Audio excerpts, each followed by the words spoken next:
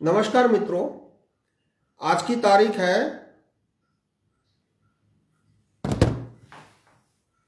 16 जनवरी 2024 मंगलवार और समय है कुछ 11 साढ़े 11 बजे।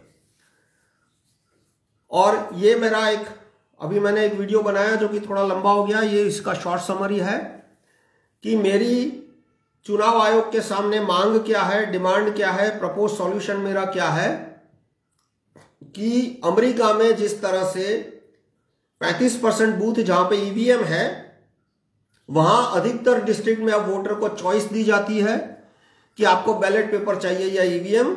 वोटर डिसाइड करता है कि उसको बैलेट पेपर चाहिए या ईवीएम। बैलेट पेपर चाहिए तो वो अलग सेक्शन में जाता है और यही भारत में लाना है कि वोटर बूथ में जाए। ये 8 अप्रैल को वोटिंग शुरू हो जाएगी, 8 मार्च के आसपास फॉर्म भरना शुरू हो जाएगा। तो बूथ में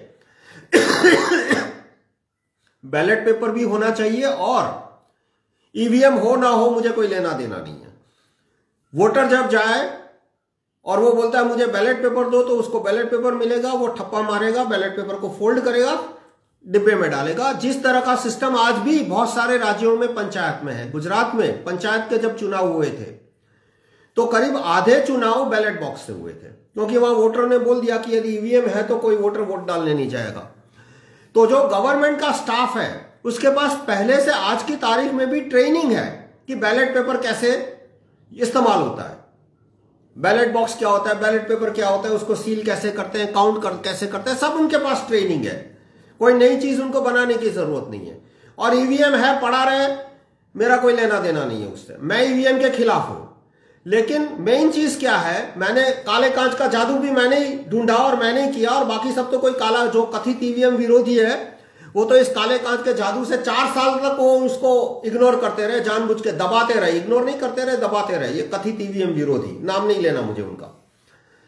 तो क्यों मैं ये दरखास्त ला रहा हूं कि ब्रिंग बैलेट पेपर बैक, मतलब कि वोटर को ईवीएम और बैलेट पेपर दोनों का ऑप्शन होना चाहिए। कि भारत में 95 करोड़ वोटर है, जिनमें से कुछ 20, 25, 30 करोड़ तो वोट डालने नहीं जाते, वो उनकी मर्जी। बाकी जो 65-70 करोड़ वोट डाले जाते हैं, तो मेरा मानना है उनमें से कुछ 40, 45, 50 करोड़ को, मेजोरिटी से ज्यादा, उनको बैलेट पेपर चाहिए। लेकिन 10-20 करोड़ ऐसे भी है जो ईवीएम के सपोर्टर है। वो बोलते हैं नहीं, मुझे ईवीएम ही चाहिए, मुझे बैलेट पेपर पे भरोसा नहीं है। तो अब मुझे उन लोगों के साथ झगड़ना नहीं है, मुझे लड़ाई लड़नी है सिर्फ चुनाव आयोग के साथ।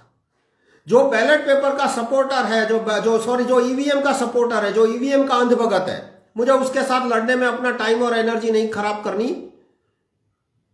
तो ऑप्शन मैं प्रपोज कर रहा हूं वो ये है कि चुनाव आयोग को इस बात के लिए बाध्य किया जाए कि वो बैलेट पेपर का भी ऑप्शन प्रोवाइड करे, और जिसको ईवीएम इस्तेमाल करना है वो जाने, उसका वोट जाने, काला कांच जाने, उसको जो करना है करना। मुझे उसके रास्ते में नहीं आना, ना ही मुझे उससे कोई झगड़ा बोलना है फिलहाल। और उसके बहुत सारे कारण है कि जो कथित बैलेट के विरोधी है नागरिक 60-65 करोड़, वो किसी न किसी पार्टी से जुड़े हुए हैं। कांग्रेस हो, एसपी हो, बीएसपी हो। और इनके नेता क्या सचमुच ईवीएम के विरोधी है या अंदर से ईवीएम के साथ है, मैं दूसरा वीडियो बनाऊंगा इस पे, वो तो नहीं जाना। और जो 15-20 करोड़ ईवीएम के समर्थक है, वो जो भी हो, लेकिन वो संगठित है। तो यदि जो ईवीएम के विरोधी है, यदि उन्होंने कहा हमको बैलेट पेपर चाहिए, तो इस बात पे उनके नेता उनको मूर्ख नहीं बना पाएंगे। जैसे कि अभी मूर्ख बना रहे हैं कि वोटर की जो ईवीएम वीवीपैट की पर्ची वोटर के हाथ में दो, ये आपको मूर्ख बनाने का धंधा है। तो इस तरह से ये मूवमेंट मुझे अभी इस डायरेक्शन में आगे बढ़ानी है कि चुनाव आयोग को बाध्य किया जाए कि वोटर को दोनों चॉइस मिले, उसको ईवीएम यूज करना है या बैलेट पेपर। और बैलेट पेपर का एक्सपीरियंस उनके पास है, कॉस्ट डबल नहीं होने वाली है, कॉस्ट मुश्किल से 5-10% बढ़ेगी, क्योंकि ईवीएम वीवीपैट की कॉस्ट 2 लाख रुपया पर बूथ से ज्यादा आती है।